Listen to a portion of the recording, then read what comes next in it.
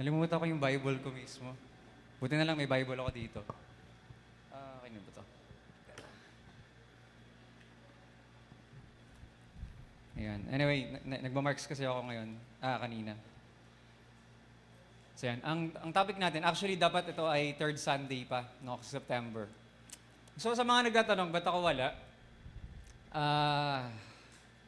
Na-summarize ko na lang. So first Sunday ng September, nagpipreach ako ng may trangkaso. Second Sunday ng September, nagpipreach ako ng meron trangkaso at pigsang dapa. Yan. So, first Sunday, di nag-preach ako, no, may lagnat, ganyan. Tapos, that week, Thursday, susundin ko si Shemi sa school. Pinilit kong umupo sa motor ko na bilad sa araw. So, sobrang init, ibig sabihin. Tapos, Friday, Mac-Friendship Night, naalala nyo? So, nagkaroon tayo Mac-Friendship Night. Nung nagmumotor ako papunta rito, sabi ko, ba't parang may masakit sa puwet ko? So, in-ignore ko lang. Tapos nung pauwi na, sobrang sakit niya na. Pag check ko, meron ng mga ganyang kaliit na pigsa. Walang mata. Kaya ang tawag sa kanya, dapa. Yung pigsang bilog, may mata. Yung pigsang dapa, wala. Walang mata.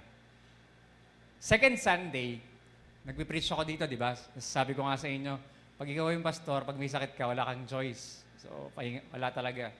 So, pagkatapos ko mag-preach noon, that day, nahirapan na ako umupo kasi isang 1 inch na yung pigsang dapa.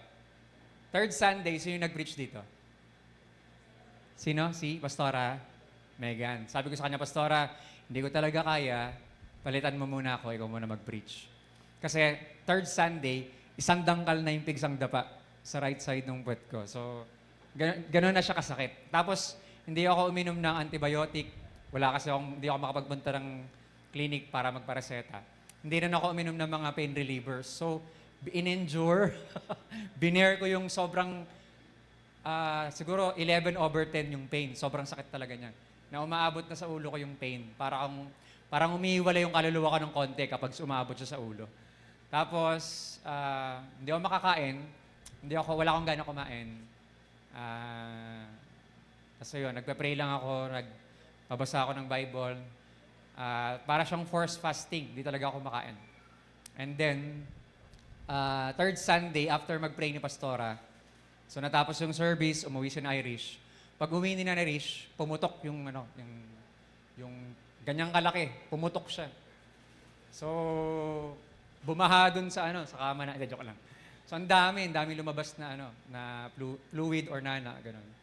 Tapos, from that third Sunday, up to now, pinagpe-pray ko pa rin sumara na. Kasi ganito na lang siya kalit yung sugat. So, open pa siya, so masakit pa. Kanina nag-drums ako doon, naghahanap ako ng maayos na pwesto na upo. Nung nandito na ako sa electric, sabi ko kay Nori ko, sige, ikaw na. Para di na ako umupo. So, medyo hassle pa umupo. Medyo mahapdi. Parang siguro mga 2/10 yung pain pag nadadali siya. So, in short, first time ko magkaroon nun, kasalanan ko rin naman kasi inupuan ko yung motor na sobrang init. Pero yun nga, nag-pray kasi ako. Sabi ko kay Lord, bago mangyari lahat ng yun, nag-pray ako. Sabi ko, Lord, bigyan mo naman ako ng pahinga. Konting pahinga lang kasi sobrang tuloy-tuloy, pagod na pagod ako. Yung katawan ko walang pahinga. So parang na siya, Lord, bigyan mo ako ng talagang pahinga. Gusto ko makapagpahinga. Hindi ko alam yung pahinga ko. As in talagang literal, I'm down. But not out. Down talaga kasi pinaka-komportable ko lang na pakiramdam pag nakahiga ako. So pag hindi ako makaupo, pag nakatayo, nangangalay kagad ako. So, ayun. Kaya, salamat sa Panginoon sa biyaya, sa grasya, buhay pa tayo. Praise God. Kasi nung pinaka-extreme pain nung third Sunday talaga hindi ko na talaga kaya kasi parang kada galaw ko, alam niyo yung may motion na parang may hiwala yung kaluluwa mo. Mag-isa ako dun sa church, sa bahay, di ba? Dito si Rish. So mag-isa lang ako sa bahay that time. Si Papa nasa main. So parang di ko na maintindihan yung pakiramdam ko habang nanonood ako ng live. Talagang di ko magets. Pero yun nga, salamat sa Diyos. Sa mga ilang araw na to, nakapag-drive na naman na ako. Hatid na sundo na namin sa Shemi. Pero yun, ang di ko pa nagagawa magmotor. Kaya kailangan ko yung tulong ni Nori ko next time kasi nababad. Huling gamit ko sa motor, Mac-Friendship Night. So, ang tagal-tagal na. Naka-stuck lang siya dun sa parking niya dun sa tapat ng apartment. Tapos nung in-start ko siya, kumukulo-kulo na yung sa panggilid. So kailangan ng paayos, baka masira pag ginamit ko. So anyway, salamat sa Diyos sa biyaya niya, sa healing din. Tsaka yun nga, praise the Lord kasi ngayon nakarating tayo. Anyway, ang topic natin tungkol sa revival, which is back to the Bible. Last July, nag-anniversary ang Sandalite. Ilang years na? Nalala nyo pa? Di ba nag-anib tayo sa Pasita? Ilang years na tayo? Yung buong Sandalite, 18. Dito sa proper, 8 years pa lang. Pero yung buong Sandalite, 18 years. Alam nyo ba, in connection sa anniversary, itong topic natin ay tungkol din sa 18th year. Okay? Anyway, sabi sa Psalms 119, verse 25, "My soul clings to the dust, revive me according to your word." According to your word, ma-revive. Ibig sabihin, pag sinabing revival, merong namatay. Okay? So kung merong namatay, merong dapat buhayin. Ngayon, paano nabubuhay ang spiritual life ng isang Kristiyano? Basahin natin to. Okay. Kanina, binasa naman natin, pero try natin ulit basahin. Ilang verses lang naman to. Sa 2 Kings 22 verse 8, sabi doon, natagpuan ni Hilkiah, siya yung high priest that time, natagpuan niya yung libro, sabi niya, "I have found the book of the law in the house of God," or in the house of the Lord. So binigay niya kay Shaphan. Si Shaphan ay scribe, para siyang spiritual advisor ng hari. Ang hari that time, si Josiah. So si Shaphan, pumunta siya kay Haring Josiah, sabi niya, natagpuan ni Hilkiah tong book, at binasa ni Shaphan kay Josiah. Now it happened, verse 11, when the king heard the words, nang narinig niya, habang binabasa, yung book of the law na yan yung Torah. Ibig sabihin, yan yung law of Moses, or Genesis, Exodus, Leviticus, Numbers, Deuteronomy. Yung first 5 books of the Bible, binabasa ni Shaphan kay King Josiah. Pagbasa ni King Josiah, narinig ni King Josiah, he tore his clothes. Alam niyo kung bakit? Pinunik niya yung damit niya. Alam niyo kung bakit? Sabi niya gano'n, verse 13, "Go inquire to the Lord for me, for the people and for all Judah, concerning the words of this book that has been found, for great is the wrath of the Lord," yung galit ng Diyos, "that is aroused against us, because our fathers have not obeyed the words of this book, to do according to all that is written concerning us." Pray nga muna tayo. Let's pray. Father, we thank you po sa umagang ito at salamat sa pagkakataon na makapag-aral kami ng iyong mga salita. And today, Lord, nilalapit namin sa iyo ang bawat isang narito na nasa online. I pray, Lord, ang pangungusap mo sa bawat isa na malinaw, na marinig, maunawaan, at maintindihan ang kalooban mong mensahe sa araw na ito, Lord. Maganap yung purpose mo po sa mensahe mo sa oras na ito. I pray, Lord, na maintindihan namin lahat. We need your wisdom, Father. So send it, Lord, sa buhay ng bawat isa. Holy Spirit, move in this place. Sweet Holy Spirit, I pray that you move in this place. Speak to us right now. Speak to our hearts. Transform us, change us, revive us according to your words in Jesus' name. At maraming salamat po sa araw na to. We declare that this is the day that the Lord has made, and we will all rejoice and be glad in it. We pray for the blood of Jesus to cover our lives. No, hindi manakaw ng diablo ang mga maririnig namin, kundi magkaroon ito ng totoong rema, ng impact sa aming buhay, upang magkaroon kami ng pagbabagong buhay na bubuhat sa iyo, Lord. I pray na itouch mo po ang aming puso, ang aming isipan, ang aming buong buhay, ang spirito at kaluluwa namin, para mapakinggan ang iyong mga salita ngayon. At tanggapin namin ito ng may pananampalataya at kagalakan sa inyo, Panginoon. At maraming salamat sa perfect peace mo rin na mararanasan namin sa araw na ito. Pagpalaya mong bawat isa narito at nasa online, at maganap ang kalooban mo sa aming lahat sa pangalan ni Jesus. Amen. Now, alam niyo ba si Josiah? Si Josiah ay 8 years old doon naging hari siya. Nabasa niyo kanina, di ba? 8 years old naging hari si King Josiah. Ang tatay niya ay si Amon, masamang hari. Ang lolo niya ay si Manasseh, yung pinaka-greatest and pinaka-wicked king. The greatest wicked king sa buong Judah. So siya yung pinakamasama. Yung tatay niya si Amon, 2 years lang nag-reign. Masama. Yung lolo niya, si King Manasseh, sobrang sama naman. Although nag-reign siya ng 52 years, sobrang tagal kasi tumagal man yung reigning niya kasi nag-repent siya. Sa kabila ng kasamaan niya, nag-repent siya. So sa dulo ng buhay niya, kahit paano nakabalik siya sa Diyos. However, yung naging anak niya si Amon, Sobrang sama rin. In 2 years' time, namatay siya.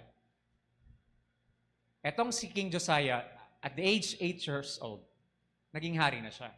And after, so 8 years old siya, after 18 years, nagpalinis siya ng templo. Well, praise God, si King Josiah, ang term sa kanya, he did good what is right in the Lord. Sumunod siya sa ways ni King David. Okay? Sabi doon, he did not turn to the left, he did not turn to the right. Ibig sabihin, talagang faithful siya sa pagsunod niya sa Panginoon. Now, nung natagpuan nila yung salita ng Diyos at napakinggan ni King Josiah yung Word of God, sabi niya, mag-inquire kayo sa Diyos. Lagot tayo, yari tayo. Kasi yung kasalanan ng buong angkan natin, nagawa natin kaya nagkakaganto yung buhay natin. Alam niyo ba, nung September 23, nag-rapture na. Joke lang. September, may nag-prophesy na black na or African na magkakaroon doon ng rapture sa 23 ng September. So sa Africa, alam nyo ba, nagpuntahan sa bundok yung mga African Christians. At pagpunta nila sa bundok, nakatingin sila sa ibabaw, sa langit. Nag-aabang sila ng rapture na. It so happened, hindi nangyari. Alam nyo kung bakit? Alam nyo ba't na-deceive yung mga taong yun, naniwala sila mag-rapture na during 23? Yung rapture is pagbalik ng Panginoon, babalik sa Jesus, kukunin tayo. Yun yung problema kapag hindi ka nagbabasa ng Bible. Hindi mo alam kung kailan, hindi mo alam kung paano mangyayari yon. Wala kang idea, nakinig ka lang dun sa preacher, dun sa pastor mo. That's why I am telling you today, kung hindi tayo babalik sa salita ng Diyos, kung matapos ang sermon na to at hindi ka nagbasa ng Bible at hindi ka pa rin magbabasa ng Bible, hindi ko na alam kung ano mangyayari sa'yo kapag nangyari pa yung fulfillment ng lahat ng prophecy na dapat maganap in the coming days. Lumindol na ng malakas sa Cebu. Hindi imposibleng mangyari yung lindol na yan dito sa NCR, dito sa Luzon. Pag nangyari yung lindol sa Luzon, 88,000 pataas ang pwedeng mamatay sa Luzon dahil sa fault line na napakahaba sa Luzon. Kasama yon sa prophecy na in the end times, magkakaroon talaga ng shaking, magkakaroon ng mga earthquakes in various places. Kung hindi nyo alam yung Bible, matatakot kayo sa mga situation. Pero pag alam nyo yung Bible, makakomfort ka at ma-encourage ka, praise God, malapit na dumating si Lord. Okay, now, paano nangyayari yung revival? True revival always begins when God's Word is restored to its rightful place. Okay? Pag nalaman mo na dapat palang may Bible ka, mabalik dapat sa tamang lugar yung salita ng Diyos. Okay? Sabi ni Wilbur Smith, sabi niya, every revival worthy of the name begins in the restoration of the Word of God to the pulpit. Pag hindi na-restore ang Word of God sa pulpit sa generation ngayon, kawawa ang mga hearers, listeners sa bawat churches na nakakinig sa mga malalaking simbahan ng salita ng Diyos daw, pero puro entertainment lang yung naririnig nila. Punta kayo sa Amerika, maraming mega church doon, magbibit-bit pa yan ng macho dancer. Magbibit-bit yan mga nag-gym, basketball player, football player. Yung mismong pastor, nag-harness pa, lilipad-lipad pa yan, kala mo nagko-concert, kala mo tungkol sa kanya yung buong church. Puro entertainment na yung nagaganap sa mga pulpito, sa bawat simbahan, sa malalaking simbahan sa iba't ibang lugar. And even sa Pilipinas, sikat na yan. Gusto mo matawa? Pumunta ka sa church. Kasi maraming pastor na magaling magpatawa sa church. Nagiging entertainment na lang yung bawat pakikinig ng salita ng Diyos. Magbabasa ng isang scripture, tapos iiwan na, tapos puro joke time na. Puro pag-uusapan natin yung ganito, pag-uusapan natin yung ganyan. May nakita pa akong isang preacher, ang dala-dala niya nga iPad. Nung nalobat yung iPad niya, nagkwentuhan na lang sila. Kasi hindi niya na alam yung outline niya. Kapag hindi na-restore ang Word of God sa pulpito pa lang, kawawa ang mga members na nakikinig ng salita ng Diyos. Bakit hindi nagbabasa ng Bible ang mga tao? 8 reasons. Number 1, lack of time. Sabi nila wala silang oras. Pero ang totoo, magbibigay ka ng oras kung talagang pinapahalagahan mo yan. Amen. Tama ba? Magpapahalaga ka sa isang bagay, so therefore, bibigyan mo yan ng oras. Kung wala kang oras dyan, wala kang pakialam kasi dyan. Maraming tao today, wala doon silang time, busy sa school, busy sa work, busy sa mga bagay-bagay sa buhay. Hindi mo pwedeng sabihin sa akin, wala kang time. We live in a 24 hours a day, 7 days a week, 30 to 31 days a month, 365 days a year. We all live in that time. Wala pa tayo sa eternity. Wala kang reason para sabihin mo, sa Panginoon, Lord, wala kasi akong time. Yari ka pag kinuha ni Lord yung time mo. Tandaan niyo po, wala nang pagsisisi kapag patay ka na. Habang buhay ka pa, ngayon pa lang, bumalik ka na sa Diyos. Number 2, laziness. Tamad lang kasi talaga or neglect. Ayaw mo lang basahin talaga. Maraming tao, and even mga Christians sa churches, kaya hindi nagbabasa ng Bible, tamad. Bakit daw? Number 3, distracted sila sa mga bagay na nasa mundo. Cellphone, screens, trabaho, at kung ano-ano pa. I'm not saying na distraction lahat ng yan. What I'm saying is, kapag kinukuha ng malaking oras mo, yung bagay na yan, nagiging idol mo na yan. At mas yan na, yun ang una sa buhay mo. And every distraction, ingay yan, kaya di mo marinig si Lord. Number 4, spiritual opposition. May demonyo kasi talaga. Pag open mo ng Bible mo, papaypayan ka ng demonyo. Para mantukin ka at di ka na makatapos. Gusto nyo makatulog na maayos? Punta kayo sa church. Lalo pag aircon yung church. Alam nyo ba, ang advantage ng mga Kristiyano, madali daw tayo makatulog. Kasi may peace tayo. At sa maraming na nakakatulog, sa church. Bakit? Habang nakikinig ng sermon yan, papaypayan niya ng demonyo. Kaya pag yung praise and worship hindi anointed, may pwedeng yari ka. Tandaan nyo, si Eutychus. Kilala niyo yan? Hindi? Kilala niyo? Hindi. Si Apostle Paul, nagpipreach siya. Nalaglag sa bintana, patay! Bakit? Nakatulog.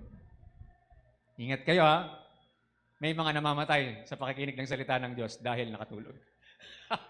Number 5. Ano daw? It's too hard to understand. Ang hirap maunawaan kasi ang lalim. Tandaan nyo, hindi nyo pwedeng gawing excuse yan. Marami ng mabababaw na translation today para sa understanding mo. And in fact, mayroon pang Gen Z Bible ngayon. Alam niyo ba yon yung Gen Z Bible? Sabi nung dumating yung si Angel Gabriel kay Mary. Yo, what's up, Mary? You're gonna have a son. You'll call his name Jesus, for he will be our Savior. Come on, man.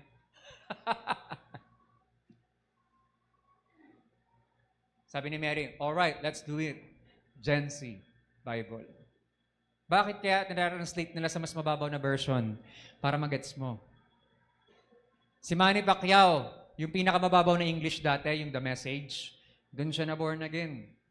Doon siya nagkaroon ng totoong understanding sa Bible. Bakit? Mababa ang translation. Madaling maunawaan. Bisaya ka? May Bisaya na ho na Bible. Mas madali ka makaintindi sa Tagalog? Maraming Tagalog Bible na mas madali maunawaan. Ang salita ng Diyos ang pinakamadaling magets na Bible na Tagalog. Mahal po Anong mahal? Magkano cellphone mo? 8,000, 9,000, 20,000? Kung naka-iPhone 7 ka, ano yun? Yung 7 Max, Pro Max? Kano yun? 60,000, 50,000? Magkano Bible? 150 sa Shopee. Wala tayong excuse. Okay? Ano pa? Number 5. Number 6. Lack of desire or hunger for God. Hindi mo lang talaga hindi ko sinasabing hindi nyo mahal si Lord. Kulang ka pa sa pag-ibig sa Diyos, kaya hindi mo pa siya dinidesire makilala. Ang reality ng isang Kristiyano nagbabasa ng Bible, gutom at uhaw siya. Makinig, makilala ang Diyos sa kanyang mga salita. So October 12, mag-i-start ang orientation and first subject actually. Magtuturo si Pastor Dan. Magkakaroon tayo ng resume ng Bible School. 14 pala, October 14. Magkakaroon ng Bible School na ulit. Dito natin gagawin yon pag face-to-face. Pag online, through Gmeet. Ang reason is because we want to educate yung mga gustong mag-aral ng salita ng Diyos para mas lalo silang lumago. Sa mga matatagal ng Kristiyano, ini-encourage ko kayo. Actually, challenge ko kayo. Mag-aral ulit kayo para ma-refresh kayo. Alam nyo, nag-exam kami mga faculties. Kaming mga magtuturo ng Bible School. Nag-exam kami, na-realize ko, sabi ko, hindi ako pwede magturo ng church history. Ang dami kong mali. Out of 40, 37 lang ako. Mostly ng mali ko, doon sa church history. Sabi ko, hindi pwede ito ah. Pati ako, kailangan ko na refresher. Kailangan ko magbasa-basa ngayon. Aral. Lahat kaming mga faculties, nag-exam kami, nag-evaluation kami. Na-realize namin, kailangan namin matuto pa. Kasi nakakahiya pag nagturo kami ng Bible. Hassle.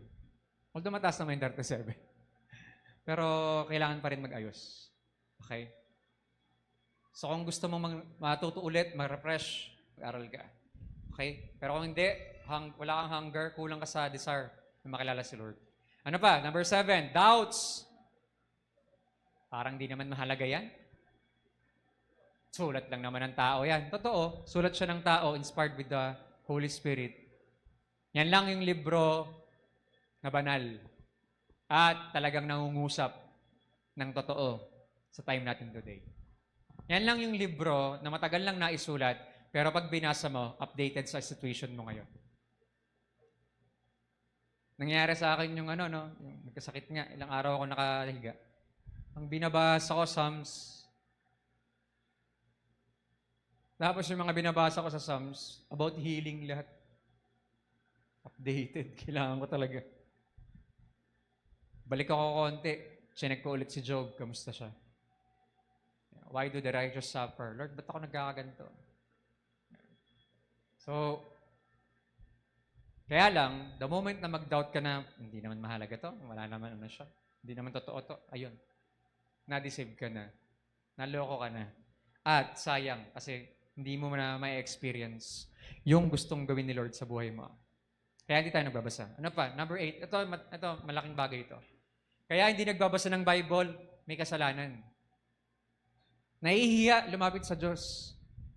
Well, kung alam mong anak ka ng Diyos, alam mong pinatawad ka rin ng Diyos at nilinis ka na niya. Amen? Ulitin ko. Kung alam mong anak ka ng Diyos, alam mong pinatawad ka na niya sa kasalanan mo at nilinis niya lahat ng yon. Amen po ba? So, kung nagkasala ka man ulit, instead na tumakbo ka papalayo sa Diyos, lumapit ka pa. Para mas talo mo matutunan ng salita ng Diyos. Alam niyo ba, many today pray for revival sa pamilya, sa church, sa babansa. And in fact, yung iba nag-i-invite pa ng mga speakers from abroad, mga propeta, mga magagaling na evangelists, missionaries, para magkaroon ng revival. Pero alam niyo ba, revival is not about emotional excitement. Ay, may bisita tayo, prophet. Si Prophet Sado darating sa Pilipinas. Punta tayo doon kasi ganito, may-revive tayo.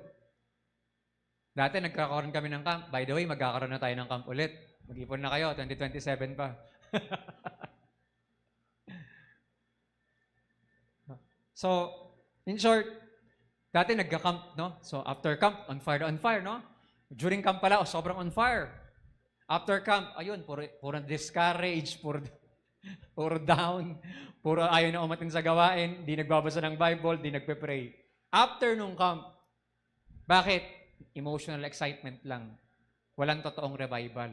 True revival ay comes when God's people rediscover, revere, igalang mo, and obey God's word. Ang totoong revival nagaganap kapag na-rediscover mo ulit, ito yung salita ng Diyos. I need to obey this. Kailangan kong sumunod ulit. And this was the case sa time ni Josiah nung natagpuan ni Hilkiah yun. Now, may ilang points na naman to. Revival, number 1, begins with the rediscovering the Word of God. Okay? Nung natagpuan nila yung salita ng Diyos, ilang taon na pala tayong hindi sumusunod sa Diyos, kaya pala nangyari to. I'm gonna give you some background. Sa 2 Kings chapter 22, for your information, wala ng Northern Kingdom. Ulitin ko. There are 12 tribes of Israel. Tama? Unang hari sino? Si King Saul. Sino yung second na hari? King David. Sino yung third na hari? Si King Solomon. Sino yung fourth na hari? Sino? King Rehoboam. However, sa time ni King Rehoboam, dahil ang tigas ng ulo niya, tinaasan niya yung tax, na-divide yung kaharian, yung 12 tribes na divide sa dalawa. Yung 10 tribes na sa north, yung Dalawang tribe na Judah at Benjamin nasa south. Ang Jerusalem nasa south. Doon lang pwede mag-worship. Sabi ngayon ni Jeroboam, i-appoint nyo akong hari nyo, magtatayo tayo ng sarili nating worship na lugar. Doon tayo mag-offer ng sacrifice. Nagkaroon ng idolatry, naging masama ang lahat na naging hari sa Northern Kingdom. Lumipas ang napakaraming taon, dumating ang Assyrians, nilupig ang Northern Kingdom, kinuha silang lahat, pinagpapatay yung iba, dinala sila lahat sa Assyria. Naglaho ang buong Northern Kingdom. Sa time ni King Josiah, south na lang ang meron. Benjamites, tsaka mga taga-Judah. And itong Southern Kingdom na to, after ni King Josiah, meron na lang last 4 kings ang Judah. Dumating na si King Nebuchadnezzar para wasakin ang buong Israel, ang buong Judah, at kunin sila papuntang Babylon. Naintindihan niyo po yung point? Ibig sabihin, si King Josiah na yung last na righteous na hari. After niya, wicked na lahat. Kasi darating na yung si King Nebuchadnezzar para kunin silang lahat. And alam niyo kung ano nangyayari kapag na-revive ang isang tao or ang buong church. Pag bumalik tayo sa salita ng Diyos, ano nangyayari sa atin? Nagkakaroon tayo ulit ng desire to really know God. Yung makilala natin siya. And sabi doon, revival will never come until the Bible is once again the central in our lives and the churches. Kapag naging pinaka-center ulit ng buhay natin ang salita ng Diyos, saka mo lang masasabi na revive ka. Saka mo lang masasabi nagkaroon ka talaga ng buhay sa Diyos. Imagine, kung matagal ka ng Kristiyano at di mo pa rin natatapos ang Bible, magtaka ka na. Magtaka ka na. Pag di mo pa rin natapos ang Bible, kung 10 years, 20 years, 30 years ka ng Kristiyano, hindi mo pa rin natapos ang Bible, magtaka ka na. Alam niyo kung tutuwa ako kay Papa? Marami na siyang nalimutan. Pero ang di niya nineglect, hindi niya nalilimutan, 3 times a day, nagbabasa pa rin siya ng Bible. Naglilinya pa yan. 3 times a day. Nalimutan niya na kaming mga anak minsan naaalala niya. Yung iba sa inyo, di niya nakilala talaga. Sa maraming pastor, estudyante yan, nalimutan niya na. Pero yung pagbabasa ng Bible, hindi niya nalilimutan yon. And that's what amazed me. And I know that it sustained him dahil sa Word of God. Okay? Kung talagang gusto mo ng revival, bumalik ka sa salita ng Diyos. Is the Bible hidden in your life? Nakatago pa rin ba yan? Inaalikaw na ba yung Bible mo? O wala ka pa rin Bible? Benta mo, cellphone mo, bumili ka ng Bible. O, di na bahay, ha? Nakakahiya kay Lord, hindi ka makabili ng Bible, pero nakabili ka ng 10,000 cellphone. Nakabili ka ng iba't ibang gamit, ng bagay and so on and so forth. Alam niyo kami nun? Noong mga bata-bata pa kami, ako, favorite ko talaga yung NASB na version. Nakakita ako nun sa Metropolis pa dati kasi PCBS. Nakita ko yung presyo, 1,450. Maliit na Bible lang NASB. Kulay blue, leather, ang ganda-ganda niya. Pinag-ipunan ko yun kahit hindi ako binibigyan ng baon ng mama at papa ko. Nagtuturo ako ng keyboard, nag-tutorial ako ng mga gitara, instrumento sa mga bata. Yung kinikita ko doon, iniipon ko, pinambili ko noon. Nung nabili ko yun, tapos binasa ko siya, natapos ko ng 3 times, hiningi ni Rachel. Shoutout kay Rachel. Si Rachel nasa Mutatan na ngayon. Hanggang ngayon, nasa kanya pa rin, lasog-lasog na. Yung cover. Pero binabasa niya pa rin hanggang ngayon yung Bible kong yun. Na napakarami ko ng Bible na napamigay kung kani-kanino. Isa pa akong NASB, nakidani ka naman sa Punasan. Nakatago pa rin ba yung mga salita ng Diyos sa inyo? Meron akong binabasang Bible sa tablet ko. Sa tablet mismo. Alam niyo bakit? Wala siya sa libro eh. Hindi ko siya mahanap eh. NASB 1995, ang hirap maghanap. So, sa tablet ko siya binabasa. Walang problema kung nasa tablet, nasa cellphone ka nagbabasa, as long as binabasa mo talaga. Okay? That's the point. Read the Word of God once again. Number 2, revival comes through the conviction of the Word of God. Alam niyo ibig sabihin ng conviction?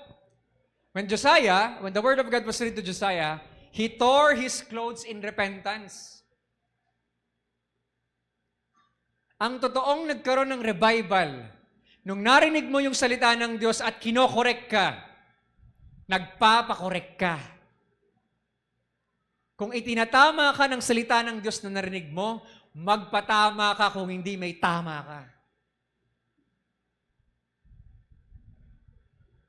Kung alam mo na sa oras na to, meron kang tinatagong kasalanan dyan sa puso mo at hindi mo confess sa Diyos, tinatago mo pa rin at niyayakap mo pa rin yan.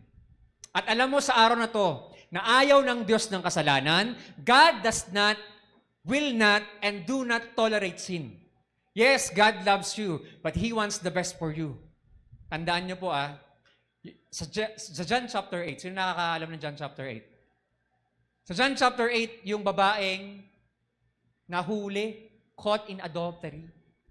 Itong mga priests, sabi nila kay Jesus, Jesus, itong babaeng to, nahuli namin, nangangulod niya. Caught on adultery. Nagkasala siya at sabi sa batas na Moses, papatayin natin siya sa pamamagitan ng pagbato, ng malalaking bato sa kanya. Stone to death. Si Jesus nagsusulat sa sahig. Mga maninilip. Paano yun nahuli? Nakikipagtalik daw sa hindi niya asawa. So, ibig sabihin, nasilipan nila. Hindi naman yung sinulat ni Jesus. Walang sinabi ko na sinulat ni Jesus. Tayo si Jesus, sabi niya, o sige, kung sino sa inyo walang kasalanan, siya unang bumato. Lahat may kasalanan. Bitaw lahat ng bato. Uwi. Alisan. Sino naiwan? Yung babae, nakaluhod. Sabi ni Jesus sa babae, asan na yung mga nagko-condemn sa'yo? Asan na yung mga accuser mo? Asan na yung mga gustong bumato sa'yo? Sabi ng babae, umuwi na po silang lahat. Ano sabi ni Jesus sa babae? Hindi na rin kita i-condemn. Pero, go and sin no more. Pinatawad siya ni Jesus, tama? Pinatawad yung kasalanan niyang adultery, tama? Pero sabi ni Jesus, go and sin no more. Ibig sabihin ng go, mabuhay ka na. Ulit. Pero huwag ka na magkakasala pa. Kasi something worse pa ang pwedeng maganap sa'yo. Yes, mahal siya ni Jesus, tama? Hindi siya kinondem. Mahal siya ng Diyos, tama? Pero ayaw ng Diyos na magkasala pa siya. Ang totoong revive, ayaw mo na sa kasalanan. Ayaw mo nang magkasala sa Diyos. Napaka-imposible na hindi ka magkasala everyday. Pero posible na mawalan ka ng desire na magkasala. Posible na aayawan mo na yung kasalanan kasi meron conviction galing sa salita ng Diyos. Kapag ayaw mo magbasa ng Bible, may kasalanan ka pang tinatago dyan. Mag-ingat ka. Do not let your sin find you out. Sa Joel Villanueva, ang daming hearing na naganap, no? 65 days na yung hearing, wala pa rin nakukulong. Si Joel Villanueva ng JIL, na nasama siya sa mga nagsabi na merong flood control budget. O ngayon, kasiraan yan sa buong Kristiyano. Bakit? JIL yun. Anak ni Brother Eddie yun. Pero ito yung pinagpe-pray ko. Kung makakausap ko ng personal si Joel ngayon, sabihin ko sa kanya, see to it that your sin will not find you out. Kasi pag totoo yung accusation sa kanya, yari siya. Yari na naman yung testimony ng mga Kristiyano. Pwede na naman maging accusation. Naku, kaya lumaki yung JIL, kaya ganito, ganyan, kasi may budget pala siya. Nakita niyo yung point? Kaya mag-pray tayo. Lilinisin ng Diyos. Ang unang lilinisin ng Diyos, yung house of God. Yung churches muna ang lilinisin ng Diyos bago linisin yung buong bansa natin. Kung yung corruption sa bansa natin nare-reveal na ngayon, kaya ding i-reveal ng Diyos ang corruption na nagaganap sa mga churches today. Kahit anong churches pa yan, anong religion pa yan, i-reveal at i-reveal din ng Diyos yun. Why? Because the cleansing of God, the purging of God, will begin in the house of God. Kaya pag walang conviction, kapag hindi ka nako-convict ng salita ng Diyos, tigilan mo na yung kasalanan na yan, wala talagang totoong revival na nagaganap sa'yo. Bakit? Habang nagbabasa ka ng Bible, na-expose yung sin. Na-expose yung judgment. And it brings revelation na makonvict ka, magpakorek ka. Okay? Sabi pa, Sa Hebrews chapter 4 verse 12, kinompare ang word of God sa two-edged sword, double-edged sword. For the word of God is living and powerful, sharper than the two-edged sword, piercing even to the division of the soul and spirit and of joints and marrows, and is a discerner of the thoughts and intents of the heart. Alam niyo ba sa Bible, sa Old Testament, pinanggit pala na pastor yun, no? Sa Old Testament kasi wala talagang mind, heart lang. Ang nag-iisip sa Old Testament, heart lang. Nandun yung mind, kasama na yun dun. Yung heart and mind, di isa. Kaya lang sa Greek kasi, naglabasan yung mga philosophers, sinama na nila na meron tayong thoughts, meron tayong mind. Yung brain na nag-iisip. Pero yun nga, again, sorry, ano pala, nangyari. Pakibalik na. Gamali pala ako ng pag-next. Nangyari. Huwag niyo pinitend ako na lang. Ay, nagdodoble siya. 5 pages ka. Paki-next na lang. Kaya na lang. Paki-next, pakibalik dun sa Hebrews kanina. Sige, paki-next pa. Naging ano siya, isang click, 5 agad. Ayan, ayan. Ayan. Ay, sorry. Kaya kayo na nga, balik mo na lang. Hebrews chapter, ang salita daw ng Diyos ay parang espada. Alam niyo yung, yung pinakatalim niya? Pag hiniwa ka pa ganyan, dahil may talim to, may hiwa ka. Pag twinis na gano'n ni Voltes 5. Di ba? Si Voltes 5, yung laser sword niya, hihiwain pa ganito. Tapos titwist niya lang pa gano'n. Ano gagawin niya? Iaangat niya na. Bakit? Two-edge. Double-edge sword yung espada niya. And gano'n din sa salita ng Diyos. Kaya pag tinamaan ka, tamang-tama, hanggang pinakabuto mo. Hanggang pinakakaluluwa mo, sapul na sapul. Bakit? Kasi salita ng Diyos. Makapangyarihan pa rin siya. Buhay. Okay? Ang sabi nga, no true revival can happen without brokenness. Sige, pakiback mo. Nasa, ano pa ako? Yan. Hindi, pakiback pa. Number 2 pa lang tayo, number 2. Nasa 4 na kayo. Yan. Yan, no true revival can happen without brokenness before God. Pag hindi ka nako-convict, tandaan mo to. Pag hindi ka nabobroken, pag sa issue ng giving, issue ng faith, issue ng love, issue ng forgiveness, issue ng identity, and so on and so forth, kapag hindi ka nako-correct doon, kapag hindi ka nagpapakorek doon, hindi ka nako-convict about issues of life ng puso mo, ayaw mo magpatama sa Diyos. Walang totoong revival doon. Walang totoong conviction. Sabi nga, the first sign of revival is not shouting. Oftentimes sa mga conference, ganyan, no? Pag may mga bisita na ganito, puro sigaw, Hallelujah! Thank you, Lord! Pero after nun, may kasalanan ka pa rin. Makasalanan ka pa rin. May tinatago ka pa rin. Ang true revival, it begins sa weeping. Kapag naiiyak ka na ulit, nabobroken ka na ulit, kapag narinig mo yung pagtatama ng Diyos. Sabi nga, when was the last time? Question. When was the last time God's word broke your heart? Kailan yung last time na binasa mo siya, naiiyak ka? Nabobroken ka kasi may tinatama sa Lord sa buhay mo. Number 3, revival is sustained, para masustain, magtuloy-tuloy yung revival, by obedience to the word. Walang totoong revival kung di ko susunod. Si Josiah, tinipon niya lahat ng public, no? Yung lahat ng tao. Yung buong Judah, lahat ng tao, from greatest to least. Mula sa pinakamayaman, pinakamahirap, magpuntahan kayo dito. Babasahin natin ang salita ng Diyos. Nakinig silang lahat, tapos nakipag-covenant sila ulit sa Diyos. Nasusunod sila sa Panginoon. Sa 2 Chronicles, ang record doon, all the days ng buhay ni King Josiah, sumunod ang mga tao sa Diyos. Bakit? Nakipag-covenant sila sa Diyos. Nasusunod sila sa Panginoon with all their heart and all their soul. Revival deepened as idols were destroyed and worship restored.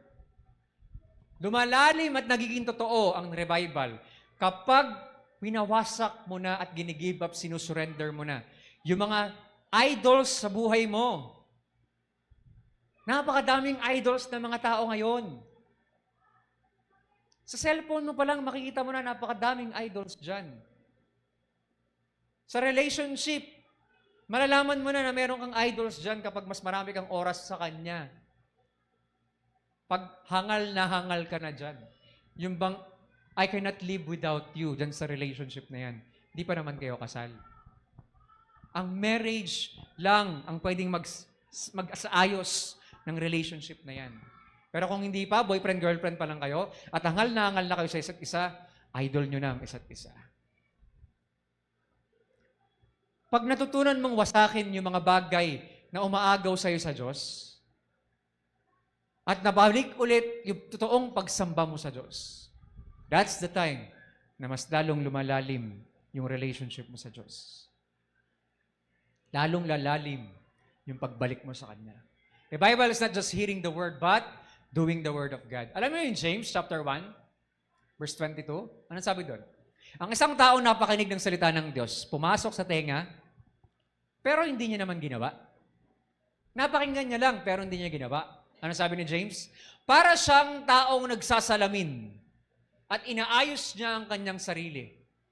Ngunit pagkatapos niyang ayusin ang sarili niya, aalis siya sa mismong salamin. Nalimutan niya kung sino siya. Ano yung ibig sabihin nun? Lahat ba kayo nagsasalamin? Sino dito may mannerism na kapag napadaan sa kotse, sasakyan, at tinted, nakita mo yung sarili mo? Saka alis ulit. Lahat na lang, sa mall, may nakita ka, salamin, uy. Di ba? Ganun tayo lahat. Bakit tayo nag-aayos sa salamin? Kasi chinecheck natin kung anong mali sa atin. Ganun ang nagbabasa ng Bible. Nagsasalamin ka, nagpapatama ka, nagpapaayos ka ng buhay. Pero kung napakinggan mo at hindi mo naman ginawa, wala rin.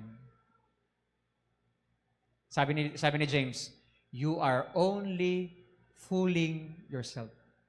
Deceiving yourself. Niloloko mo lang yung sarili mo. Nakikinig ka lang, pero hindi mo i-apply, niloloko mo lang yung sarili mo. Pero kapag, sabi sa verse 25, sabi doon, kung ikaw ay nagbabasa, looking intently to the word of truth, the perfect law, sabi doon. Pag binabasa mo, inaaral mo, pinapakinggan mo ang salita ng Diyos, at ina-apply mo talaga siya, ginagawa mo siya, sinusunod mo siya, ano sabi ni James? You will be blessed by doing it. Ang pagpapala ng Diyos ay nasa mga sumusunod. Amen? Ulitin ko. Ang pagpapala ng Diyos ay nasa mga sumusunod sa salita ng Diyos. Dagdagan natin. Ang pagpapala ng Diyos ay sumusunod sa mga sumusunod sa salita ng Diyos. Amen? Ulitin natin. Ang pagpapala ng Diyos ay sumusunod. Gusto niyo sundan ang pagpapala ng Diyos? Sa mga sumusunod sa salita ng Diyos. Sumunod ka at susundan ka ng pagpapala ng Diyos. Sumuway ka, iiwanan ka niyan. Papaluin ka pa. May pagpapala sa sumusunod, may pagpapalo sa hindi. Okay? Obedience brings cleansing, it brings renewal, it brings transformation. Pag sumunod ka, dyan mababago buhay mo. Ayaw mo sumunod, walang mangyayari. Sabi nga, revival in the church must begin with revival saan? In the home. Baka next natin. Dapat sa bahay magsimula ang revival. Kapag hindi nagsimula sa bahay ang revival, walang mangyayari. Daily obedience to God's word is our choices, in our priorities, and in our values. Sa murang edad pa lang, dapat matutunan na ng mga bata ano ang totoong pagsunod sa Diyos. Kay Shemi, alam niyo ginagawa namin ni Rish? Choices. Pag-gising niyo, gusto ko manood. Cellphone ka agad. Sabi ni Rish sa kanya, pag nanood ka ngayon, 2 hours lang maximum mo today. Pero pag nanood ka after, mamayang 10 o'clock pa, after 10 o'clock ka manood, pwede ka manood maghapon. Wala kasing pasok, di ba? Puro cancellation. Anong pinili ni Shemi? Alam niyo ko ano? Nanood! O, ayun, hanggang 2 hours lang siya. Nung natapos siya ng 2 hours na break na, wala na siyang gagawin. Magsulat ka dyan, mag-drawing ka, mag-color ka, sumayaw ka, tumambling ka, pero bawal ka na mag-cellphone. Choices. Discipline. It must begin in the home. Pag hindi yan nagsimula sa bahay, wala mangyayari. Kanina, Shami, dali mo na yung Bible mo. Ba't ako magdadala ng Bible? Sanayin mo na. Habang bata ka pa, bitbitin mo yung Bible mo kahit malaki yan. Dala siya ng Bible. Whether basahin nila sa kids church o hindi, basta may Bible siya. Ewan ko, nakamove na siya. Nakamove na ba siya? Genesis chapter 10. Nabasa siya eh. Proud na proud siya, nagla-lining pa yun. Daddy, Genesis chapter 10 na ako. Tutuwa pa yun. Ay, ito pala yung tinuro sa amin, Teacher Jen. So yung Noah and the flood. Genesis 6, 7, 8. It must begin sa bahay pa lang. Murang edad pa lang, matutunan na. Kayo mga kabataan ngayon, ba't di kayo nagbasa ng Bible? Hindi nagsimula sa bahay. Kung nagsimula sa bahay ang pagbabasa ng salita ng Diyos, lalaki tayong lahat nagbabasa ng salita ng Diyos. Read your Bible, pray every day, and you grow. Kabaligtaran nun.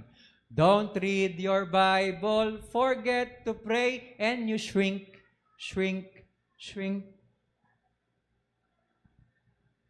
Ang babaw mo pa rin ngayon? Discouraged ka ba? Nanlulupay-pay? Spiritual dryness ba? Balik ka sa salita ng Diyos. Aayos yung lahat sa buhay mo. Number 4, revival is fueled by fearless proclamation of the Word. Walang takot. Ngayon, nahihiya yung mga tao mag-share. Sabi ko sa Panginoon, Lord, pagalingin mo na ako. Gusto ko na lumarga sa mga schools. Na-approve na yung SDO permit natin to campus ministry sa buong Muntinlupa. Lahat, private, public school, pwedeng mag-campus ministry, bit-bit yung letter na galing sa SDO. Pwedeng pasukin. Magtuturo ka sa ESP values na subject. Pwede mong turuan yung mga estudyanteng may kaso sa guidance para matulungan sila mag-improve. Lord, pagalingin mo na ako para masimulan ko na yung pagpasok sa mga schools. Because we want to proclaim God's Word. Salita pa rin ng Diyos ang pinakamahalaga. Alam niyo bakit na-approve yung letter natin? Alam niyo ba, may isang empleyado dyan sa SDO na kaibigan natin sa ibang church. Sabi niya, Bishop, wala po talagang ina-approve ng mga religious na nagsumusulat para sa campus ministry. Wala po talagang ina-approve ang SDO. Bawal po kasi. Disturbance of classes siya. Nung nakausap ko si Ma'am Violeta dun sa SDO, sabi ko, Ma'am, huwag niyong hahayaan na yung generation ngayon maging mangmang sa pagkilala sa Diyos. Dapat yung righteousness, yung holiness, yung godliness, maipasa natin to this generation onto the next. Pag hindi nakarinig ng salita ng Diyos yung generation ng mga estudyante ngayon, kawawa po yung next generation, yung mga magiging anak nila, yung mga magiging future leaders natin. Etong Pilipinas, ba't naging lunod tayo sa corruption? Dahil sa mga ungodly leaders na minuluklok ng mga Pilipino, na mga nagiging presidente, vice president, senador, congressman, na gumagawa ng lahat ng katiwalian sa bansa natin. Puro may ungodliness, puro walang takot sa Diyos. Kung babalik lang ang Pilipinas sa salita ng Diyos, magkakaroon ng totoong revival to. Malapit na mangyari yon pag-pray natin ng pag-pray. Lumaban tayo sa panalangin.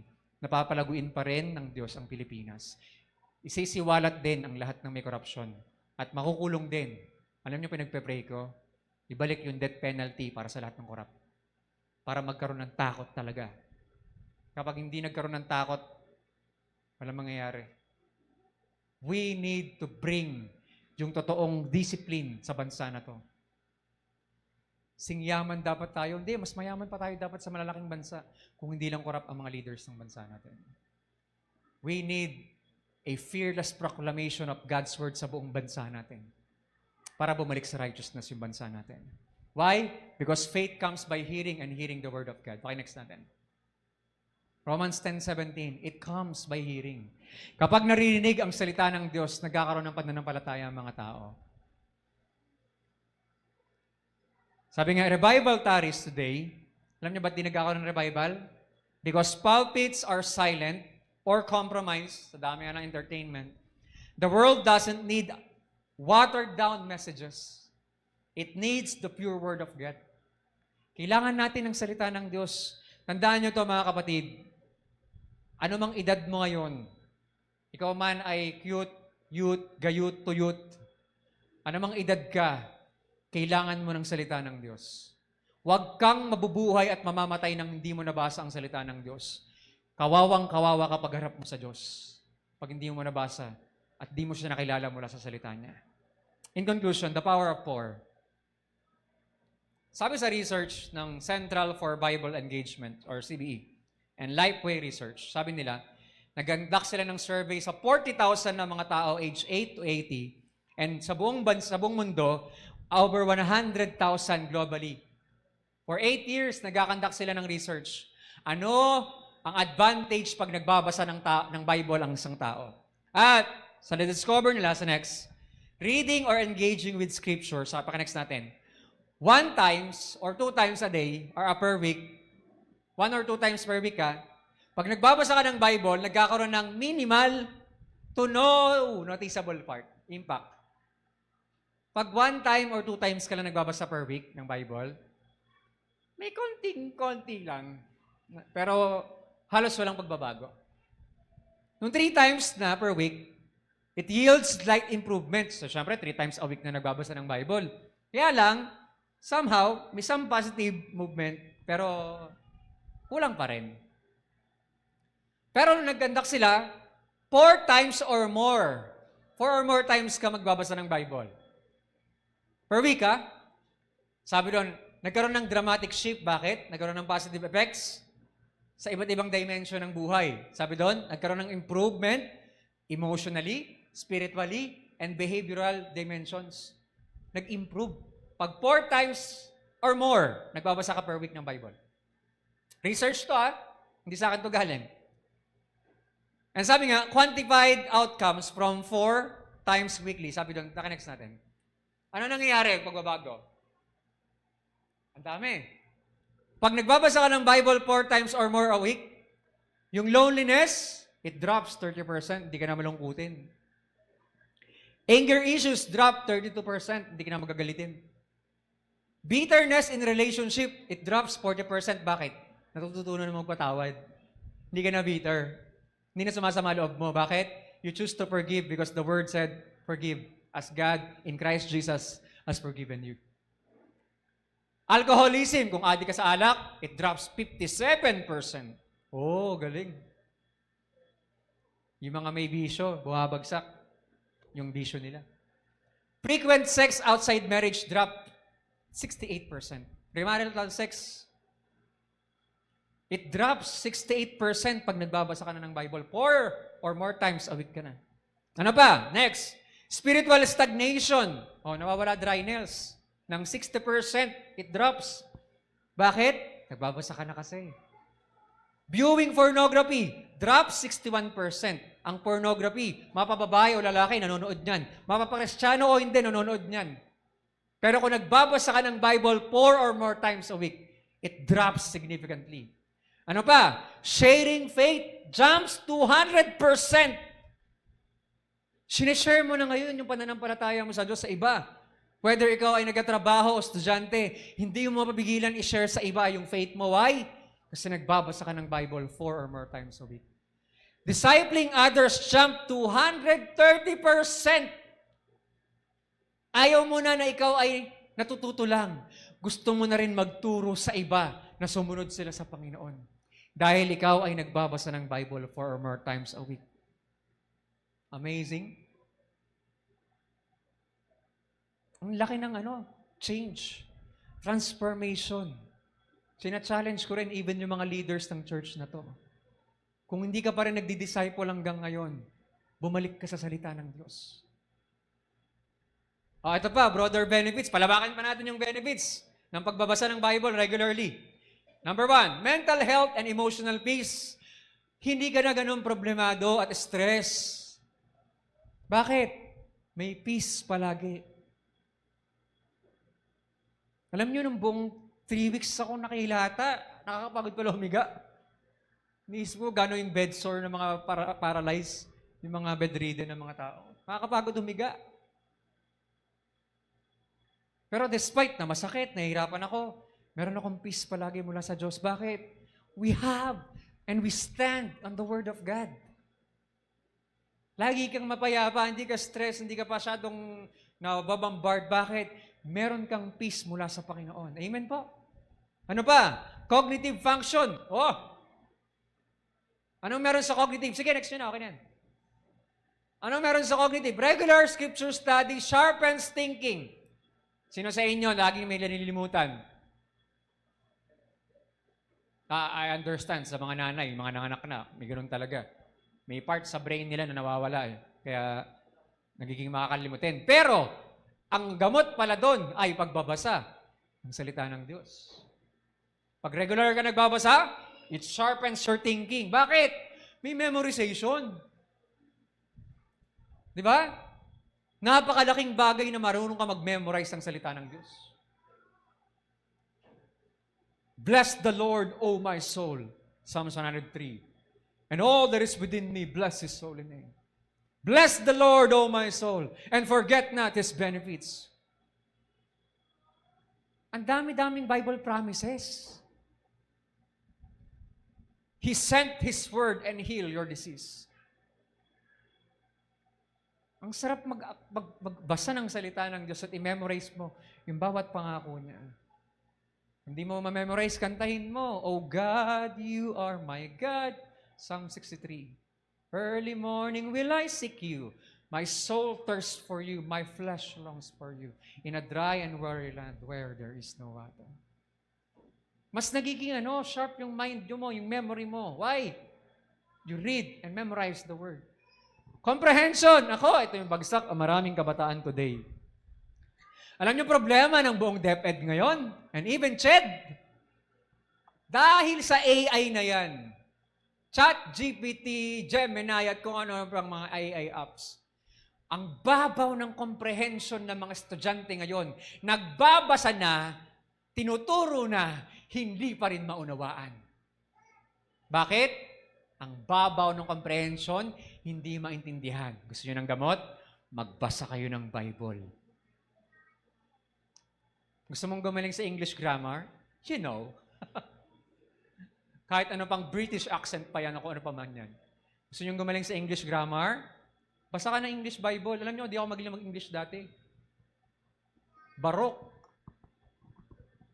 Pero natutunan ko magbasa ng salita ng Diyos ng English, NLT, NIV, NISB, King James, NKJV, at kung ano pang mga versions, Geneva, at yung mga nauna pa, Wycliffe, at kung ano pa mga Bible yan.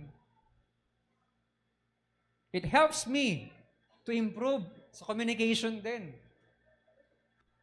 Nakakatalino ang pagbabasa ng salita ng Diyos. Cognitive function. It increase, it boosts habang nagbabasa ka. Sa mga nanay, gusto nyo mag-sharpen ulit memories nyo? Basa ng Bible. Ano pa? Social community and purpose. Habang nagbabasa ka ng Bible, syempre nagigets mo yung purpose ng buhay mo. Love your enemies pala. Do good to them, pray for them. Patawarin mo pala sila, sabi ng word. Yung acts of service, yung kindness, goodness, nagiging madali sa'yo. Bakit? You have the God's word. Yung purpose mo rin, alam mo yung direction ng buhay mo. Hindi hanggang ngayon, hindi mo pa rin alam ba't ka na mabubuhay. Hanggang ngayon, di mo pa rin alam, ba't lalaki ka ba talaga o babae ka ba talaga? Hanggang ngayon, kung meron ka bang problem dyan, magbasa ka ng Bible, magagets mo kung sino ka, makikilala mo kung sino ka sa Diyos, sino ang Diyos, anong meron ka sa Kanya, anong meron ka rin dito sa lupang to. Ano pa? Physical well-being and behavior. Oh, isa pa yan. Readers tends to adopt healthier lifestyle. Siyempre, pag nagbabasa ka nga naman ng Bible, ay, oo nga, unclean pala yun. Hindi ko sinasabing bawal ang baboy, pero madumi talaga ang baboy. Kahit masarap, pero madumi talaga siya. Mapadugo, buto, laman, o pataba, madumi pa rin talaga ang baboy. Pakuluan mo ng napakatagal na oras, madumi pa rin talaga siya. Kasi sabi sa Bible, madumi talaga siya. I'm not saying na bawal yon. Hindi naman tayo Hudyo. Pero kung ganun pala yung diet ng mga Hudyo, kaya pala ang healthy nila. Konti lang yung mga malalaki, mga lobo, mga matataba sa kanila. Bakit? Healthy ang diet nila. Kaya pala. And patututunan mo, sa Bible may fasting. Effective pala ang fasting kasi pag nagpa-fasting ka, mas nagiging healthy. Binibigyan mo ng pause, ng break, yung system mo. O wag ka muna kumain para mag-heal yung sarili mo. Nakakakinis pala ng balat ang fasting. Bumata ako ng ilang years. Yung katawan ko ngayon, bumalik ng 2019. Nung nagkasakit ako dahil sa fasting. Nakakabata. Meron akong quote na binigay ko na kay JP dati eh. Kasi hindi niya kasya sa akin, tumataba na ako eh. Binalik niya sa akin kasi di na rin kasya sa kanya. Nung nakarang linggo, sinukat ko, kasya na sa akin. Lumit na yung katawan ko. Pero despite of that, I'm thankful. Natutunan ko maging discipline sa akin yung fasting. Physically, kung gusto mong gumaling, mag-heal yung katawan mo ng sarili lang, fasting, the best talaga yan. Ngayon, ayoko na magmanok kasi nag-allergy ako sa manok. So ayoko na, bawal na ako dyan. Pero discipline yun. Para mag-heal yung katawan ko. Sometime later, baka pwede na ako magmanok ulit. Ano pa? Spiritual and personal transformation. Gusto nyo magbago buhay nyo? Gusto nyo magbago buhay nyo? Mag-improve? Mag-grow? Basa ng Bible. Daily reading brings clarity, purpose, ethical grounding, self-reflection, empathy, and spiritual intimacy with God. Kung talagang mahal mo si Lord, sabi nga ni Pastora Mary, yung kapatid ko, kung paano mo tinitreat yung Bible mo, ganun mo tinitreat ang Diyos. Kung hindi mo pinapansin, hindi mo binabasa yung Bible mo, hindi mo talaga gusto makilala ang Diyos. And it hits. Laking tama, no? Kung paano mo tinitreat yung Bible mo, ganun mo talaga minamahal ang Diyos. Kung binabasa mo yan, inaaral mo yan, inuunawa mo yan, praise God. Kasi gusto mo talaga at mahal mo talaga si Lord. Last, daily reading, it builds deeper peace, cognitive strength, community, fellowship, purpose, and personal transformation. Sabi nga, every genuine revival begins with a return to God's Word. Ang late nung natin Siguro paki-next nga. Bumalik ka sa salita ng Diyos. Yan ang totoong revival. Ang totoong nagkaroon ng buhay sa Diyos, gustong-gusto mo na ang salita ng Diyos. Hindi lang tuwing linggo, araw-araw gugustuhin mo yan. Like Josiah, we must rediscover the Word, allow it to bring conviction, and respond in obedience, and proclaim it fearlessly. Walang takot. Sabi ni Charles Spurgeon, if we want revivals, we must revive our reverence for the Word of God. If we want conversions, gusto niyo na marami maligtas? We must put more of God's Word into our sermons. Gusto niyo mas maraming mapanalunan sa Panginoon? Have the Word of God. Reverence. And lastly, sabi nga, revival is not waiting on God. Revival is, God is waiting on us. Nag-aantay ang Diyos na bumalik tayo sa salita niya. Nag-adjust na si Lord sa lahat. Sa understanding mo, marami ng versions. Sa language natin, may Tagalog na rin. Sa schedule mo, o orasan mo lang. Nag-aantay ang Diyos kung talagang totoong babalik ka sa Kanya. Ang totoong bumalik sa Diyos, hindi lang yung nagcha-church ka. Ang totoong bumalik sa Diyos, nagbabasa ka ng salita ng Diyos. Nagbabasa ka ng Bible. At kung talagang totoong anak ka ng Diyos at Kristiyano ka, at totoong follower ka ni Jesus, may Bible ka dapat at nagbabasa ka niyan. And alam nyo, testimony ni King Josiah, 2 Kings 23-25, ano sabi sa kanya? Now before Josiah, before him, there was no king like him, who turned to the Lord with all his heart, with all his soul, and with all his might. Saan galing yung verse na yan? Sa Deuteronomy, love the Lord your God with all your heart, with all your soul, and with all your might or strength. Sa New Testament kasi nagkaroon na ng mind, dahil Greek na nga. Tinutoo ni Josiah yung verse na mahalin ang Diyos ng buong puso, buong kaluluwa, at buong kalakasan. In all the years ng buhay niya, na nag-reign siya, 39 years old lang si Josiah nung namatay siya. Pero yung buong buhay niya, naging totoo siya sa Diyos. Bakit? Bumalik siya sa Word of God. Yon ang dapat maging challenge sa atin today, na bumalik tayo sa salita ng Diyos.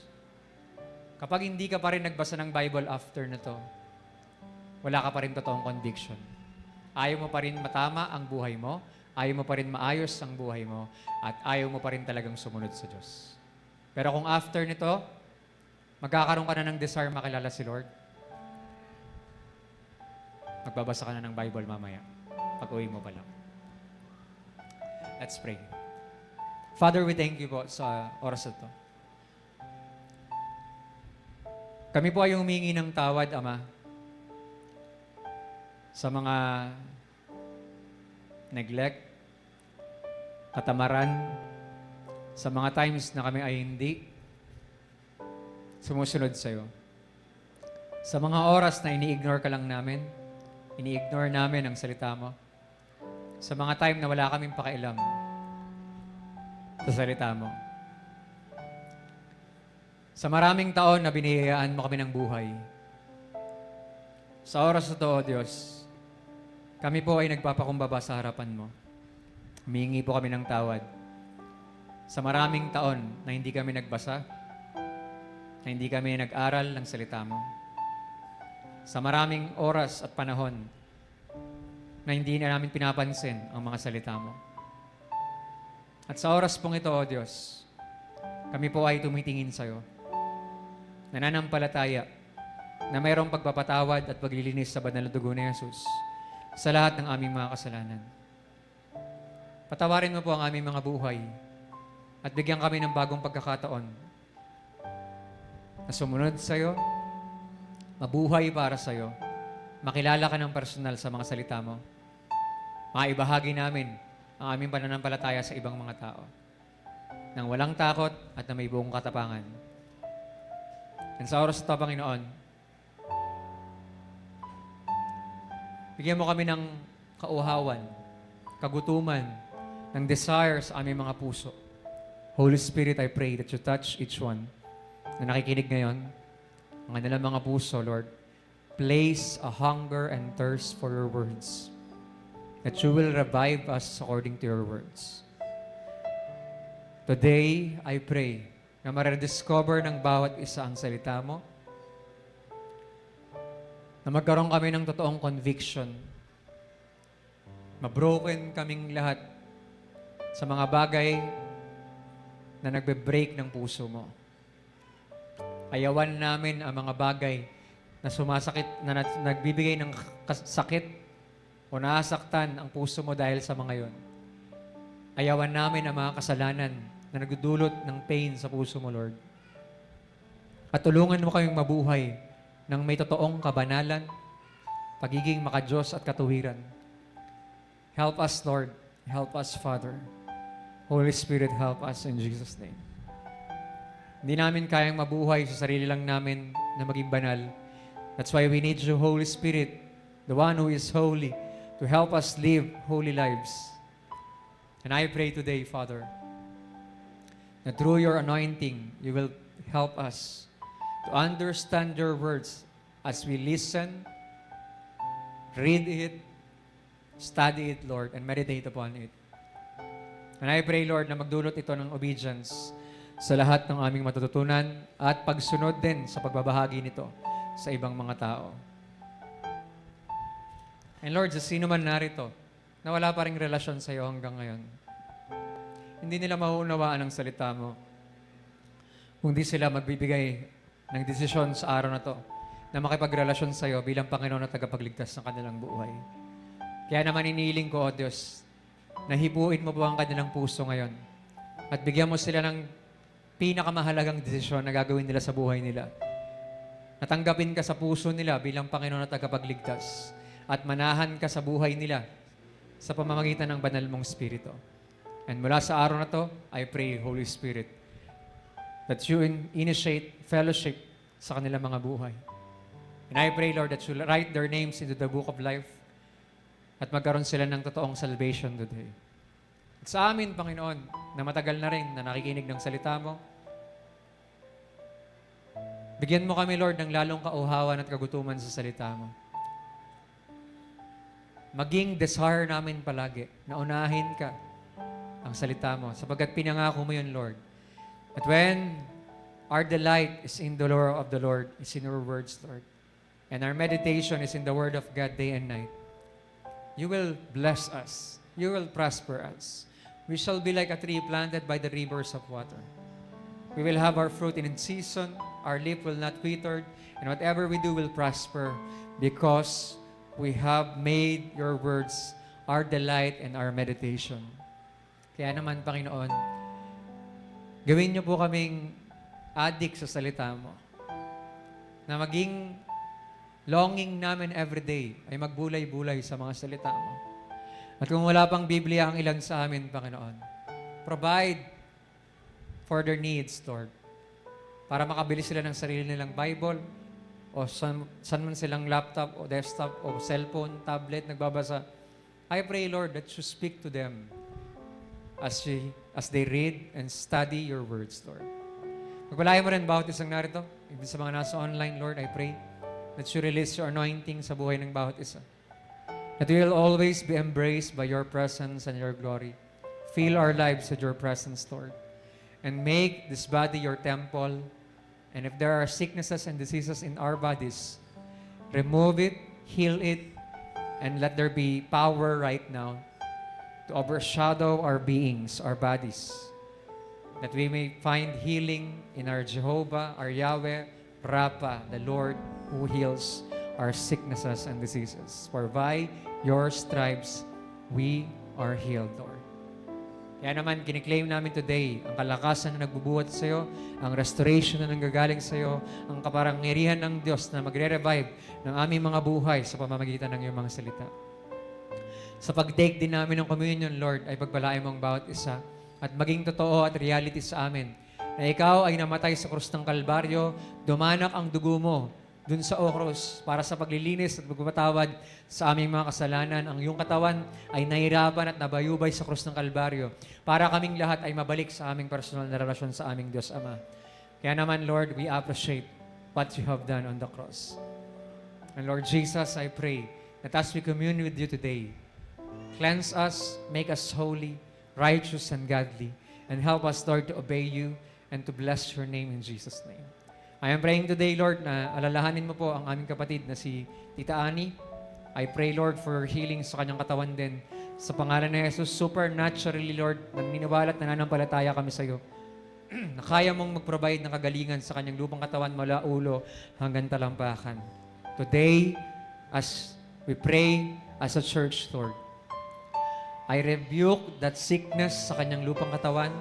I rebuke those cancerous cells, ang bawat parte ng kanyang lupang katawan na nagkakos ng pain at lahat ng gumagawa ng mga demonyong spirito sa kanyang lupang katawan ng sakit at karamdaman, I rebuke them and I command them to get out and be removed into her body, and I pray for the Holy Spirit to fill her body right now and bring forth mighty healing in the name of Jesus Christ. I also pray, Lord, kay Nanay Reddy, that you heal her body also in the name of Jesus and renew and strengthen her in the name of Jesus and bless her family also sa pangalan ni Jesus sa kanyang mga anak, Panginoon, mula kay na Angel hanggang sa iba pang mga kapatid niya, ay patuloy na pagpalain mo sila sa pangalan ni Jesus. I am speaking, Lord, sa lahat na may trabaho rin na narito, Panginoon. I speak to their lives, Lord, sa mga nasa online din na may work. I pray for your promotion sa kanilang mga trabaho. I speak spirit of excellence and wisdom sa kanilang mga ginagawa. I declare that their substance or influence will increase so that they will proclaim your words. They will impact the lives of their colleagues, Lord, mga trabaho nila, and even yung mga sphere of influences nila, Lord. I pray that you increase their spiritual desire, Lord, na mas makilala ka at maibahagi nila ang kanilang testimony sa kanilang mga katrabaho para mapanalunan din sila at maisama sila sa iyo sa pangalan ni Jesus. I declare wisdom sa mga kabataan din na nag-aaral pa, sa mga estudyante na makatapos sila ng pag-aaral nila, provision sa kanilang mga pang-araw-araw na mga baon o mga bayarin. I pray for yung blessing mo rin sa kanilang pag-aaral, Lord, na magkakaroon sila ng maayos na mga performances and grades sa kanilang mga schools, Lord. I pray, Lord, na pagpalain mo rin ang lahat-lahat ng bumubuo ng Sandalite proper, Panginoon, at Sandalite Ministries Incorporated sa kabuuan nito, Panginoon. Pagpalain mo rin ang magiging graduation ng Bible School this Saturday at ang pagbubukas mo rin ng Bible School sa October 14, Panginoon. And bless mo rin, Lord, ang bawat isa sa amin, ang mga kids church din, Lord, na lumago silang lahat, Panginoon, sa inyong mga salita, Lord. I pray na pagpalain mo ang bawat isa sa amin, Panginoon, at maranasan namin ang biyaya mo na bumuhos po sa aming pamilya, sa aming mga buhay. And today also, Lord, winawaksi namin ang korupsyon sa bansang Pilipinas sa pangalan ni Jesus. Lord, i-reveal mo na po ang lahat ng mga corrupt leaders, mga corrupt na mga tao sa aming bansa at silang lahat ay makasuhan at makulong na, mapatawan na ng mga dapat mabigay sa kanila, magkaroon ng totoong justice ang bansang Pilipinas, mabalik sa true righteousness, holiness, and godliness ang bansang to at magkaroon, Panginoon, ng vindication, magkaroon ng kaayusan, paglilinis ang aming bansa at lumagong muli ang bansang Pilipinas. Lord, pinipray din namin yung nais ni Marcoleta, Panginoon, na yung 12% na VAT, na tax, Panginoon, sa kuryente ay maglaho na sa pangalan ni Jesus at maalis na ito para bumaba ng mga kuryente bills namin, Panginoon. Even, Lord, magbabaan din ang mga presyo ng bilihin, presyo ng mga gastusin sa aming bansa, presyo ng krudo, ng gasolina, at lahat-lahat, Panginoon, ay magbabaan na, Panginoon, mga presyo ng bilihin para umunlad ang aming bansa, magtaasan din ang mga sahod ng mga Pilipinong nagatrabaho, Panginoon. Magkaroon po ng kaayusan ng mga proyekto sa aming bansa, magkaroon ng transparency, Panginoon.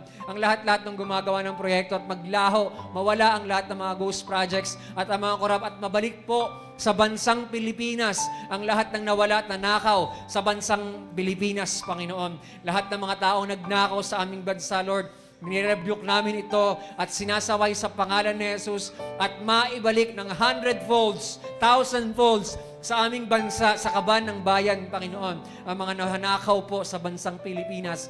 Even, Lord, we rebuke lahat ng corruption sa lahat ng departments ng aming bansa, Panginoon, whether sa DOJ, Lord, DOH, Panginoon, sa lahat ng mga department, DPWH, Lord, at sa lahat-lahat ng departments, mapa-private and public sectors ng aming bansa, Lord. We rebuke corruption, we rebuke ang pagnanakaw, we rebuke ang pandaraya sa pangalan ni Jesus. And Lord, forgive the sin of the Philippines in the name of Jesus and cleanse this nation and bring forth, Lord, yung economy namin na mag-grow, lumago na talaga at makilala ang bansang Pilipinas na bansang pinagpala ng Diyos dahil ikaw po ang aming Panginoon.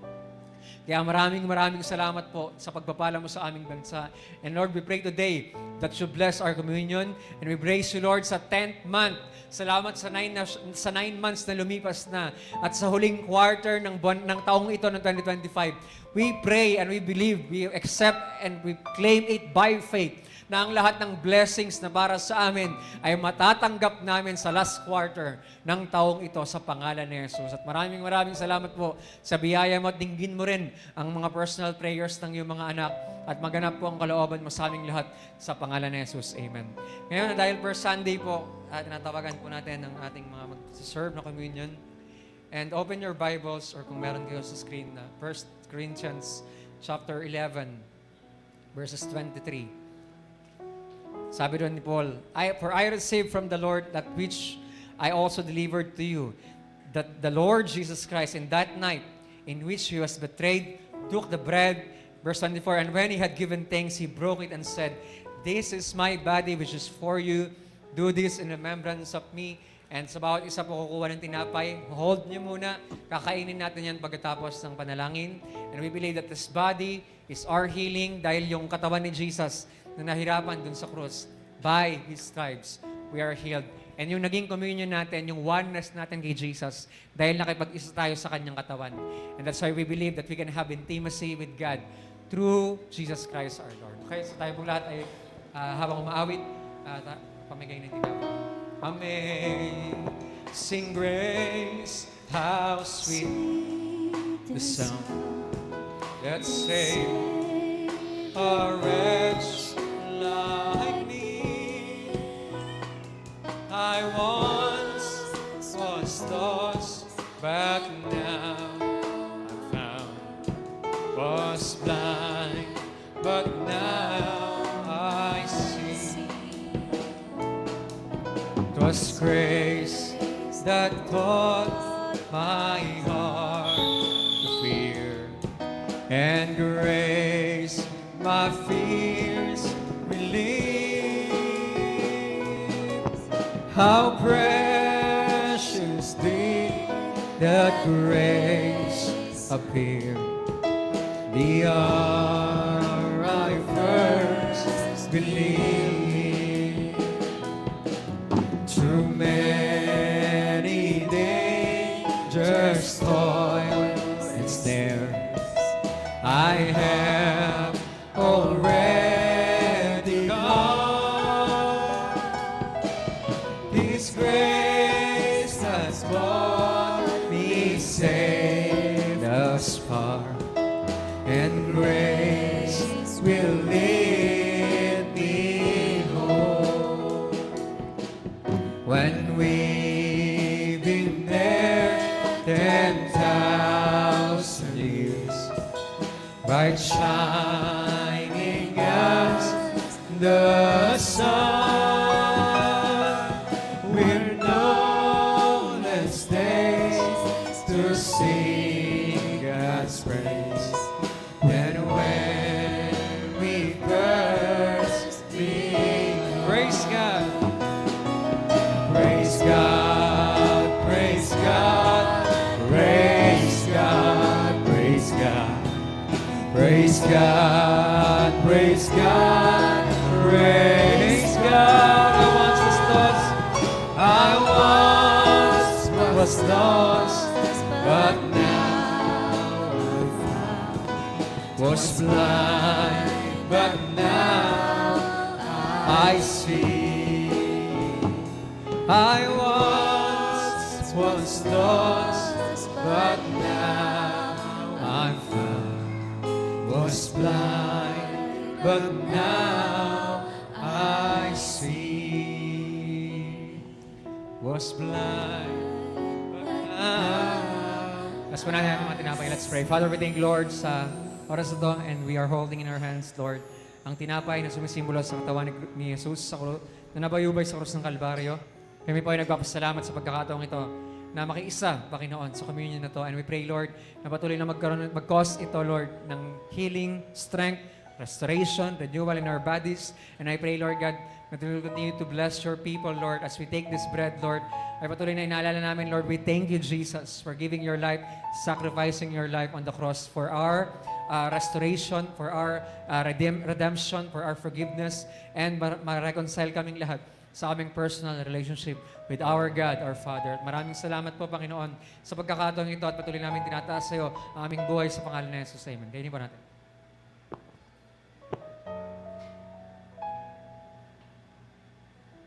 Verse 25.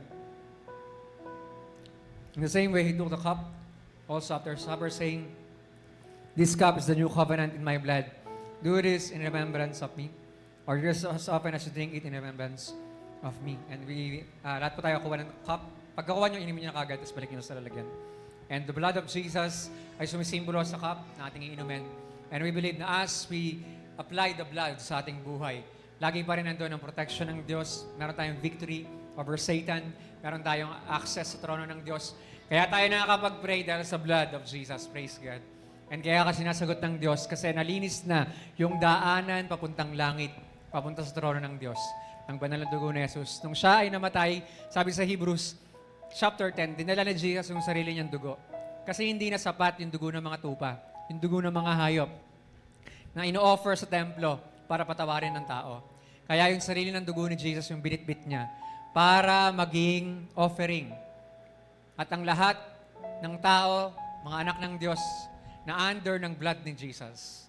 Pag tinignan tayo ng Diyos Ama, hindi niya nakikita yung kasalanan natin. Ang nakikita niya, yung dugo ni Kristo na tumubos sa lahat ng kasalanan natin. Amen? That's why as we drink this, we appreciate Jesus and we thank God for the blood of the Lamb. Let's pray. Father, we thank you, Lord, sa cup na to na aming iinumin ang saro na ito na sumisimbolo sa dugo ni Kristo.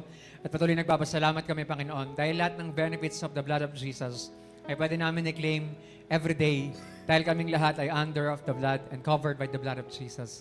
And Lord, right now, I am praying that you apply the precious blood of the Lamb sa buhay ng bawat isa, sa aming pamilya, sa aming mga mahal sa buhay, sa aming mga possessions and properties, sa aming mga trabaho at sa aming mga ginagawa, and sa lahat ng impluensya namin, Lord, we apply the blood of Jesus that you will cover us and protect us against the evil one, and you will not allow the enemy to touch us or to attack us because we are always covered by the blood of Jesus. So we will protect us, Lord. Iingatan mo po ang aming paglabas at pagpasok ng aming mga tahanan, Panginoon. At patuloy na pinagpe-pray namin na Ikaw po ang siya magbigay sa amin, Lord, ng pagpapala sa spiritual sa lahat ng aspeto ng aming pamumuhay. And as we drink this cup, Lord, ay patuloy nakikiisa kami sa iyo. And we thank you, we remember you, Jesus. We appreciate you, and we thank you, Lord, for the blood of the Lamb. And maraming salamat po sa araw na to, at maraming salamat po sa bibigay nyo rin sa amin ng lahat ng mga spiritual blessings and benefits as we drink this cup in Jesus' name. Amen. Oh, the blood of Jesus. Oh, the blood of Jesus. Oh, the blood of Jesus has washed away my sin. There's power, and there is power in the blood of Jesus. There is power in the blood of Jesus. There is power in the blood of Jesus. Has washed away my sin. There's healing. There is healing in the blood of Jesus. There is healing in the blood of Jesus. There is healing in the blood of Jesus. Has washed away my sin. Lord, we thank you. And Lord, we thank you for the blood of Jesus. Lord, we thank you for the blood of Jesus. Lord, we thank you for the blood of Jesus. Has washed away my sin. Has washed away my sin. Has washed away my sin.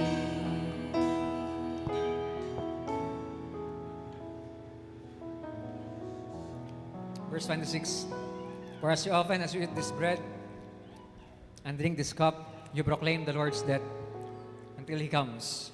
And sabi nga, eating and the bread and drinking the cup shows that we are remembering Christ's death and we are renewing our commitment to serve Him. Amen? Kung nakiisa ka sa communion ngayon, you are actually recommitting your life to God to serve Him faithfully. Okay? God bless you all. Shalom, shalom.